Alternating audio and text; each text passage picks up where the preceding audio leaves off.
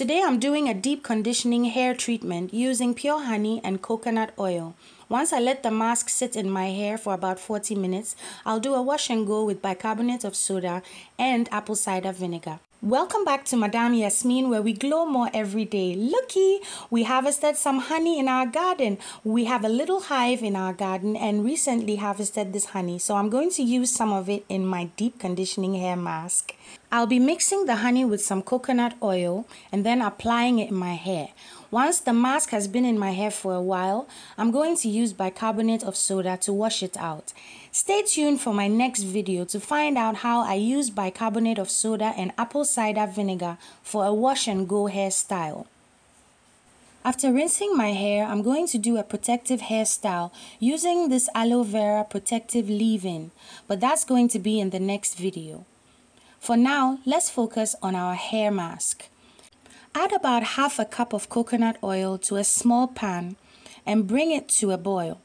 Don't overheat the oil, but make sure that the oil is heated up together with the other ingredients we're adding. 2 to 3 tablespoons of honey. And also, I like to add a little bit of rosemary to my hair masks, since rosemary has so many great benefits for your hair. This is dried rosemary. Cool the mixture down and then pass it through a sieve before applying it to your hair. The mixture has cooled down but is still warm. I actually like applying hot oil to my hair, so I didn't let it cool down completely before using it in my hair. First, make sure that you partition your hair into sections. This is one of the rules for curly hair and kinky hair.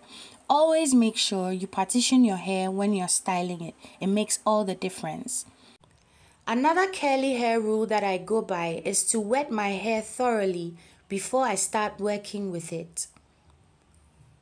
Using water in your hair and wetting your hair makes it much easier to work with, much easier to section, and also makes it easier to detangle.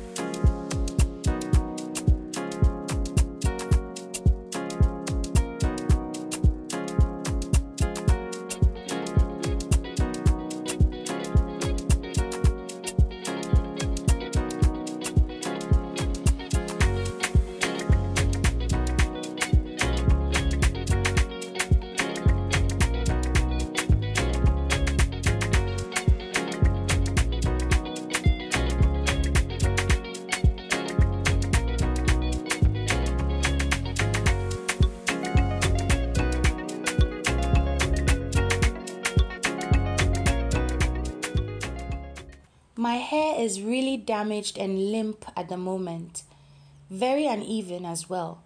So I'm planning to give it a trim. I'm taking 1 to 2 inches off depending on which part of the hair that I'm trimming. I'm putting a lot of the oil in my hair, making sure that each strand is completely covered with the oil. This really helps to detangle your hair as well. You can see the difference between the damaged hair and the new hair that's coming in from my roots. When your hair is completely covered in oil like this, is a good time to detangle and to make sure that you get all knots out. This is a good time to comb your hair as well. The combination of coconut oil and honey in my hair is making it really soft and really easy to manage. This is making me able to detangle it very easily and comb through it. Once I'm done detangling, I'm going to get my scissors and make some cuts. Well, just about 1 inch off for this one. If you're transitioning from chemicalized hair, permed hair, or any kind of damaged hair to your original natural hair, you can decide to do a big chop or a transition. I've been growing my hair for a while and I'm so happy with my long hair. I really didn't feel like doing a big chop right now. So I'm going for the transition, which means I'm going to keep chopping pieces off until all the damaged hair is grown out. Look carefully and you'll see the difference between the damaged hair, which is lower down, and my newer hair, which has been growing in the past 3-4 months.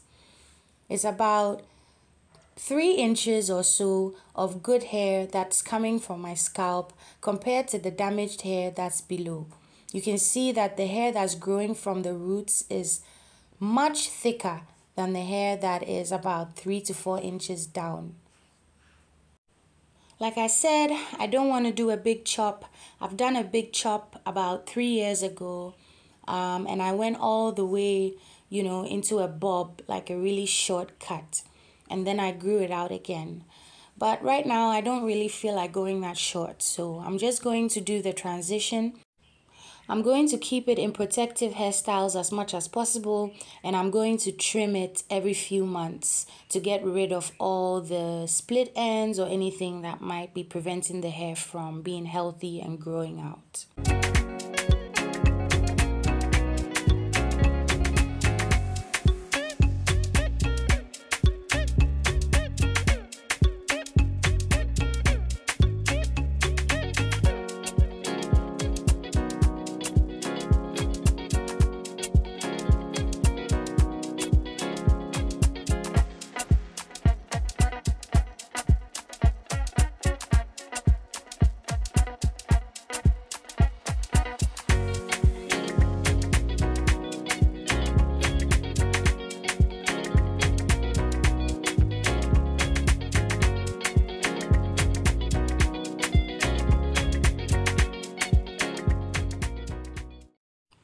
Now I'm finger coiling my hair just to help the curls define themselves. So finger coiling is a good strategy when you have a leave-in conditioner or if you're doing a pre-conditioning treatment. Finger coiling your curls just help them to get more defined. Making sure that I have my oil and honey mix everywhere in my hair. Again, putting your hair in sections will help you achieve this. I'm getting more confident as I'm going along. Ooh, that's almost 3 inches off. Probably the longest one I've done so far. But you can see that definitely the ends are all limp. So I need to get rid of all that dead hair. I wish I had more time to isolate my curls and do the finger coiling, but I don't have enough time today. I have so many things on my schedule, so I'm going to just do a few sections and finger coil them. Depending on the look you're going for, you can finger coil in bigger sections or you can isolate your curls into smaller strands and do the finger coiling. If you have more time, isolating your curls into strands is a very good idea to give a highly defined, full look. Today I'm trying to do this in the shortest possible amount of time, so I'm not going to isolate each curl and finger coil each curl, but I am going to take small group sections of my curls and finger coil them.